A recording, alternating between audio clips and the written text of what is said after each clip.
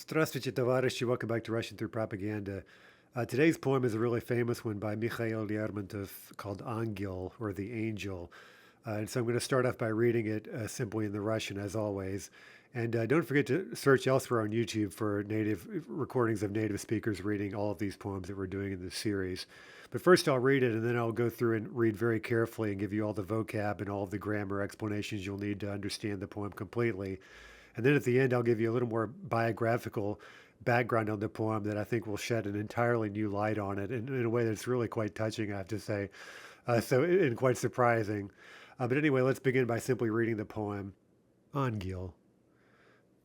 По небу полуночи ангел летел, и тихую песню он пел, и месяц, и звёзды, и тучи толпой внимали той песне святой. Он пел о блаженстве безгрешных духов под кущами райских садов. О Боге великом он пел, и хвала его непритворна была. Он душу младую в объятиях нес для мира, печали и слез. И звук его песни в душе молодой остался без слов, но живой. И долго на свете томилась она, желанием чудным полна. И звуков небес заменить не могли ей скучные песни земли. So before we look at the poem more closely, I thought I'd point out a couple of things quickly. The first is that Lermontov was only 17 when he wrote this, which is quite remarkable. And secondly, as you may have heard when I was reading, this poem is written in a ternary meter, which is relatively rare in Russian poetry, but it certainly does happen. And I have a separate video, actually a couple of them, on Russian versification, where I talk about all of the rules of Russian meter quite carefully. So I don't want to get into that too much right now, but just remember that most classical Russian poems by people like Pushkin, right, where is he? Pushkin and Lermontov are written in some binary meter. So they're either iambic or trochaic, right? So iambic and trochaic feet consist of two syllables. But sometimes you will see a poet use a ternary meter, and Lermontov actually has a couple of really famous poems that are written in a ternary meter. And there are three varieties of ternary feet in Russian poetry.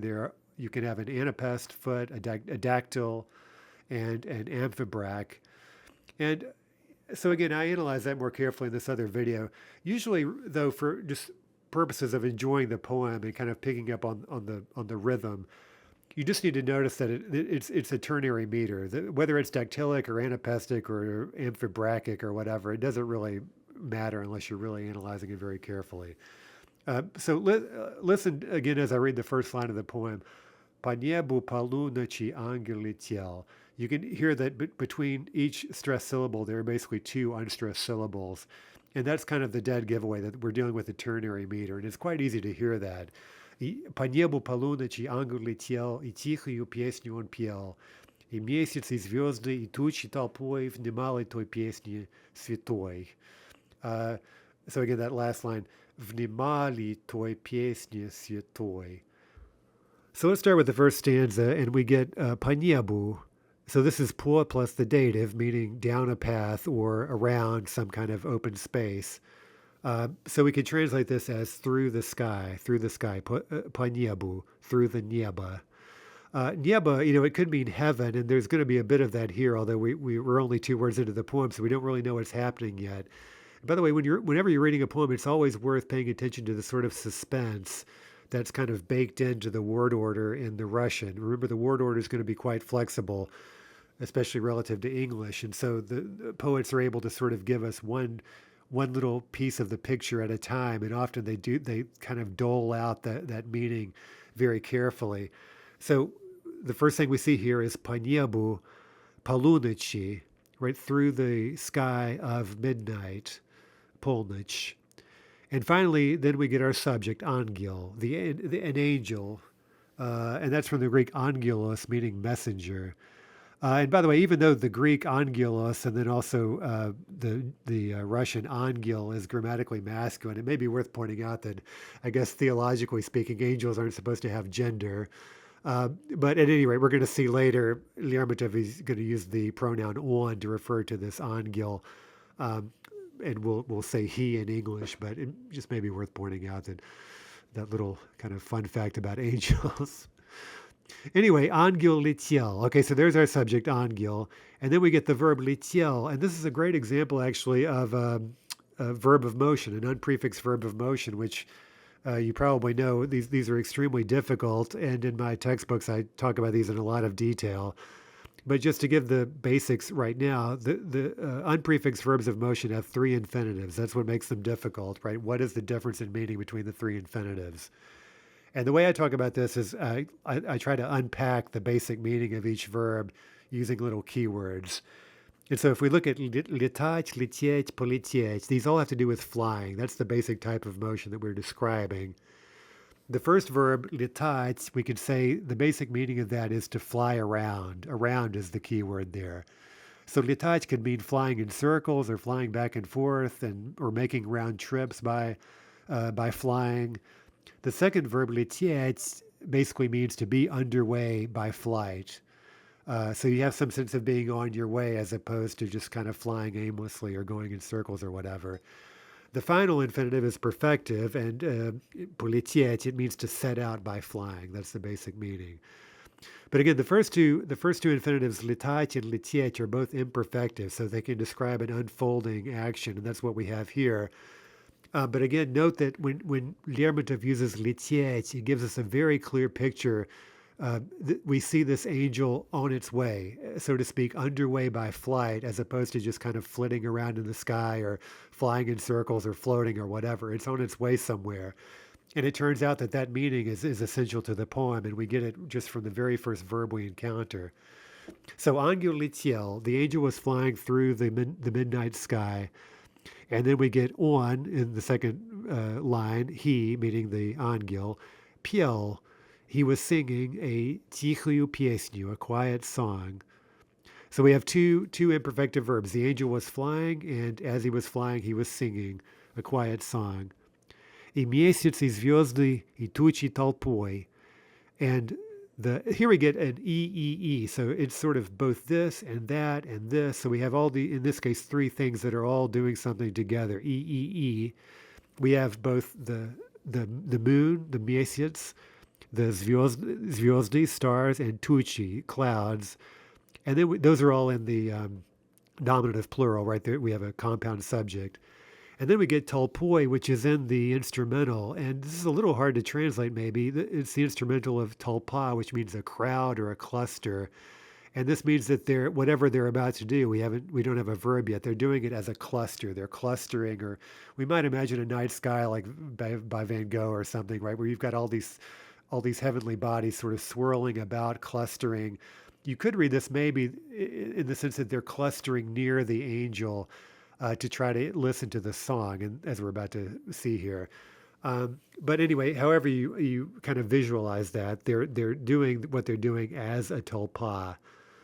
And finally, we get the verb in the next line, Vнимали. This is the verb внимать, and this is fairly common in classical Russian poetry, but it's kind of an archaic or literary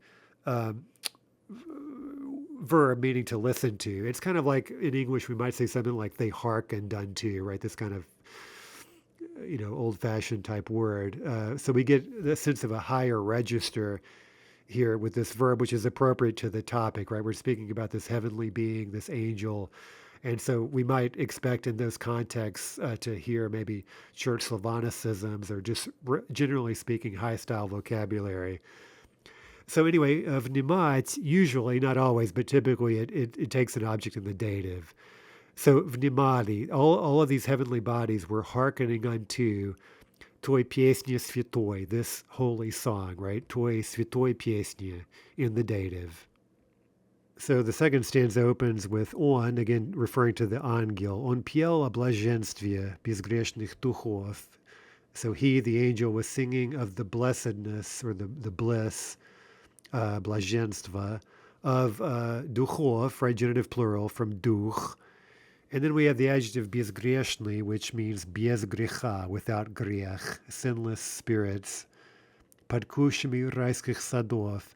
Kusha is also a word you don't see every day. It's kind of an old-fashioned poetic noun, and I like to think of it as meaning something like sheltering boughs.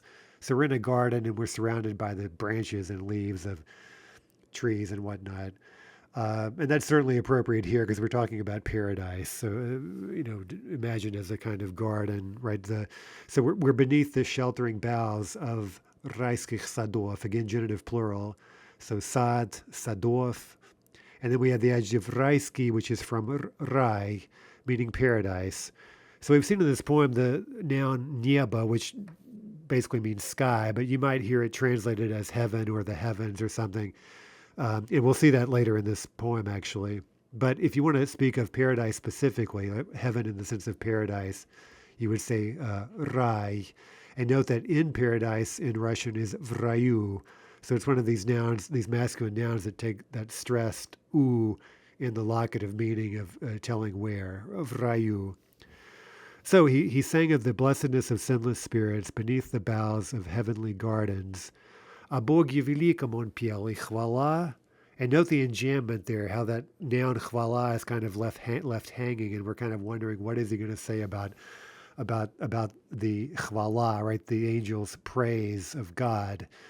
But backing up, we have о Боге великом. Right? So the angel was singing about God, о Боге.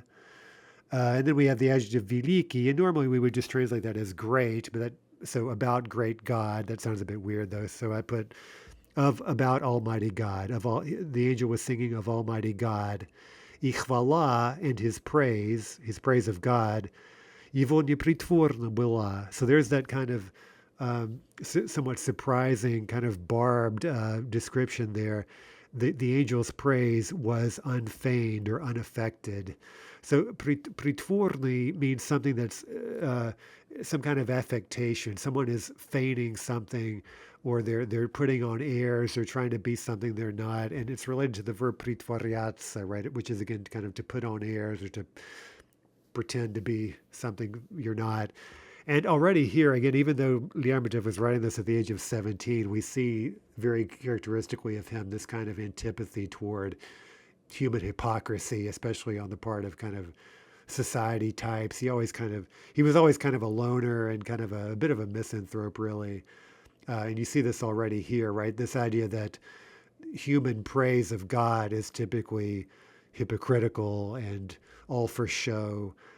And so we get here this striking description of the angel's praise of God, and presumably the angel knows what it's singing about. It knows God's true nature and is singing in this direct and completely unaffected way about God's glory. In the third stanza, we get kind of a turn where something completely new is introduced, and we're getting really at the heart of the meaning, the whole point of this poem. Он душу младую в объятиях нёс. So he, the Ангел, душу младую, a young soul in the accusative, в объятиях, and that means in one's arms. So an объятие is basically an embrace. And then you get this kind of set expression. It happens to be used in the plural here, в объятиях. So we would just say in one's embrace or in one's arms. And then we get another verb of motion. In this case, this is a verb of conveyance, we might say, but it still works exactly like any unprefixed verb of motion. And just like летать, лететь, полететь, we saw in the first stanza. So here we have носить, нести, понести. The basic meaning here is to carry under one's own power, not with a vehicle or anything else, but under one's own power. In this case, in one's arms. So we could say, unpacking the meanings here, that nasit means to carry around, nisti means to be underway carrying, and ponisti means to set off carrying. And here we see, as often happens, that if you're going somewhere and you're transporting something or carrying something, you get a kind of parallel, you get corresponding verbs of motion, in this case, determinate verbs of motion. So earlier, we know that the Ангел, летел, the angel, was underway flying. And now we're told that as he was flying, he was carrying something, right? On нёс, he was underway carrying. And then the object again is mladую dušu. This adjective, by the way, mladой, that's an example of an older Slavic form. So mladой is actually the sort of, so to speak, original form of this adjective. And a form like mladой is an example of what's called polnoglasia in Russian. I talk about this somewhere in one of my textbooks, where in words where the stem or the root looks like mlad, where you have two consonants, then some vowel, and then another consonant. In East Slavic, you had this sound change where a new vowel was inserted in between those first two consonants. So from mladoi, you get maladoi. So this is an example of an adjective. There are lots of examples of nouns. I'll just give you one simple one. The older form of gorod, meaning city, was grads, right? Grads. And so it's that same pattern. If you watch for this, you'll see it in a lot of words in Russian. Now, generally, where these two different forms exist, the form mladoi without the so-called polnoglassia, that's the older form. And for that reason, a lot of those words have this, again, this kind of high style or almost religious quality. They would also correspond to Church Slavonic words. So they sound sort of biblical and poetic and high style. So you do see these a lot in poetry. So basically, the normal word in modern Russian for young would be молодой, but we can see the word mladoi, that version of it, a lot in poetry. So he was carrying this young soul in his arms, dla mira, pечали и слёз, for a world of sorrow and tears. So pечали, that's genitive singular, and then слеза, we get слёз, that's genitive plural. And one time I was reading this in class, and actually I think this has happened several times where students were guessing. I asked them, where is he taking this young soul? And they read this line and they said, he's taking it to hell. And it's like, that's I don't know what angel this is, the angel of death, I guess, or whatever. But no, unfortunately, he's not taking it to hell. He's taking it into the world, right? Into the world you and I inhabit, which may well be hell for all I know. Sometimes that thought has occurred to me that we may be in hell right now. But anyway, the angel is definitely carrying the soul into the world as we know it, into our mir. And this world of ours is a world of sorrow and tears. And again, you see this kind of pessimism so characteristic of Lermontov, even from a young age. This also kind of alludes to this kind of phrase, yudol slios, right? The world as a veil of tears, this biblical expression, right? A world of sorrow and tears. But anyway, this is kind of a surprising moment in the poem where we realize this angel isn't just flying around singing for no particular reason. It's on its way carrying an unborn soul into the world. I've heard it pointed out, by the way, that this is not quite correct theologically, at least in Orthodox terms, because they don't believe in the pre-existence of souls in any sort of temporal sense prior to birth. The idea is that every human person is created ex nihilo, right, just out of nothing, in a flash, so to speak, and they don't sort of pre-exist. But anyway, you get the point. I mean, this isn't a theological treatise or anything. And this soul is about to be born, of course. That's kind of the other point, right? This poor soul is about to be born into the world, and all sorts of sorrows await it. But let's keep reading. «И звук его песни в душе молодой остался, без слов, но живой». And the sound of his song, remember the его is again referring to the angel's song, его песни, в душе молодой. So there's the modern Russian form of младой. So here you see both forms, and you see that in one sense they're kind of interchangeable. The mladoi does have the high style sort of register to it. But another thing you notice is that when you have two versions of a word like that, with different syllable counts, a poet may use one versus the other just to get to fit the needs of the meter, and that's what we have here, right? Maladoi, you need that's extra syllable there. But anyway, so and the sound of his song in the young soul, остался, it remained, perfective. Без слов, но живой, it remained without words but alive. So the fourth stanza begins with «И долго на свете томилась она». Она is our subject, and that's referring back to душа, the one feminine thing we've just been talking about. So we have to link up this она back with душа. So она, this soul, томилась, долго томилась. It languished for a long time, на свете, in the world. Long did it languish in the world. Желанием чудным полна. Полна here is a short form adjective pointing back to она. So the soul was full or filled with, and then we get the instrumental, желанием чудным. So it was filled with a strange desire. Чудный is from the word чудо, which can mean a miracle or a wonder. So we could say this was maybe a wondrous desire, but here, because of this kind of religious context, we could almost say it's a miraculous desire. It's something truly miraculous and or wondrous or wonderful. But also, we could also say strange. Often, this word chudli, it can suggest a kind of strangeness. And I think all of those meanings are present here. Um, so the soul, throughout its torments in the world, it was filled with this strange longing, this strange desire for something, I guess, outside the world, right? So we could think, again, kind of theologically, that this strange longing would seem to indicate that the soul isn't entirely of the world, right? It's longing for some home that it's homesick, so to speak, for some other existence, some heavenly existence. And that's kind of the point here of this poem. So finally, «Из звуков небес заменить не могли ей скучные песни земли». So let's unravel this. You see this to some extent in a lot of poems. And one thing that's going on sort of formally is you see sort of very convoluted word order. And for example, the last couple of lines of a poem. So the final two lines may open with kind of a convoluted phrase that is a bit hard to disentangle, but then we see that it kind of resolves itself beautifully into some closing phrase. So it just gives kind of a bit of a moment of difficulty, followed by this moment of resolution that brings with it the formal close of the poem. And I think that's kind of what we see here. But for our purposes, this is a good example of how we might need to really disentangle the poetic word order and just get a more natural word order. And when we do that, often we see that the difficulty really isn't the grammar. It's really just the word order that's maybe throwing us off.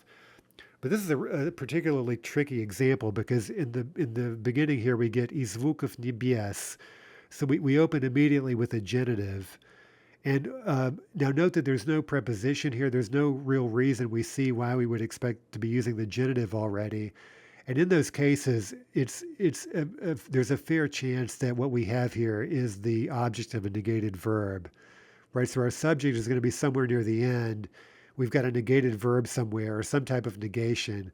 And just because of the word order, we're opening with the genitive, the genitive object of the negated verb. And that's what we have here, right? So let's keep reading. Из звуков небес заменить не могли. So something plural, не могли, was unable to replace заменить звуков небес. So that's now we can understand the genitive object of this negated verb phrase, не могли заменить, but we're still waiting for our subject. And so we keep reading in the final line, yea. Okay, that's the dative of она, right? We know we're talking about the soul, this feminine thing. And so yea is the dative, meaning for it or to it or something. So let's keep reading. Скучные песни земли, the boring or the tedious songs of earth. So there finally is our subject. And you see how now at this point we've got the full picture of this closing couplet. And we're left with this rather dour note of the tedious songs of earth that were unable throughout the life of this soul in the world to replace for it the sounds of heaven. And so I was speaking just a moment ago about this strange longing, and we see that here in this poem, the longing we could imagine as having been implanted in the soul by the song of the angel as it was carrying it into the world. So this becomes this kind of dim memory, this vague but wondrous memory of some heavenly existence prior to being born into the world. So we could end the video there and just enjoy the poem on its own terms as a finished literary text, albeit by a very young poet. But I promise you some biographical context that I think sheds an entire new light on the poem, and it's really quite beautiful, I think. So anyway, I didn't know about this myself until I read this biography of Lermontov, which is part of this series called «Жизни замечательных людей». And you can see these gray spines. These books are really easy to recognize. And they go. The series goes back to Soviet times, and it's still ongoing today. They're still releasing new biographies, and you can find one about just about any famous Russian ever, basically, not only authors but historical figures from all different periods, and they're usually pretty reliable. They're pretty good, and in fact, the biography of Pushkin is one of my favorite biographies I've ever read. The one that's in this series, I've read it like I think 3 times. I just enjoy reading it so much. But I'll talk about that in some other video about Pushkin. But anyway, this biography opens with actually this poem, talking about this poem and about how Lermontov, as is well known, he lost his mother when he was, I think, 3 years old, so just a little kid. And as you might imagine, he had no clear memories of her. But he had this sense that what he remembered about her was her singing to him. Apparently, she was quite musical and also just generally kind of a nervous type. And it seems that Mikhail inherited a lot of her traits, just this kind of nervous hypersensitivity, that kind of thing. But she would sing to him when he was a little baby, and he had this again this sense that he remembered her song, even though, as he'll say here in a moment, he couldn't remember the words she sang to him. He couldn't remember the actual songs, but he felt that the music of her voice was implanted somewhere deep inside of him, and he regarded that sort of as the beginning of his poetic gift, of his musical ear. And so it turns out that the angel in the poem we've just been reading about, if we read this biographically, is actually his mother. And we can turn to a notebook entry from 1830. So he wrote this just again as a young, as a teenager, 1 year roughly prior to writing the poem. And he said, «Когда я был 3 лет, то была песня, от которой я плакал. Ее не могу теперь вспомнить, но уверен, что если бы услыхал ее, она бы произвела прежнее действие. Ее певала мне покойная мать». So he also remembers crying as she was singing these songs to him. And again, he says, note here that he says, I can't remember it now, but he can't remember the words, but he remembered the song, and he remembers crying over it. If we look to another biographer who's quoted in this biography I read, Pavel Viskovati, he writes the following. Память о матери глубоко запала в чуткую душу мальчика, как сквозь сон грезилась она ему, слышался милый ее голос. Потеряв мать на 3-м году, он хотя смутно, но все-таки помнил ее. Замечено, что такие воспоминания могут западать в душу даже с 2-летнего возраста, выступая всю жизнь светлыми точками из-за причудливого мрака смутных детских воспоминаний. Another consequence of Lermontov's having lost his mother at such a young age was that he was raised by this overprotective grandmother who would basically cater to his every whim. And by all accounts, this little boy, from a very young age, was just tyrannizing the entire estate. And one little anecdote I remember is that when he wanted to play soldier, the grandmother would round up all these peasant boys, like every kid in the village, every peasant kid, and have them dressed up so they could be little Misha's toy soldiers, so to speak. So apparently Lermontov was kind of a tyrant and kind of I guess, sort of egomaniacal in some ways, or totally self-absorbed. And later he became kind of this dashing romantic type. And of course, as you probably know, he died at a very young age in this ridiculous duel.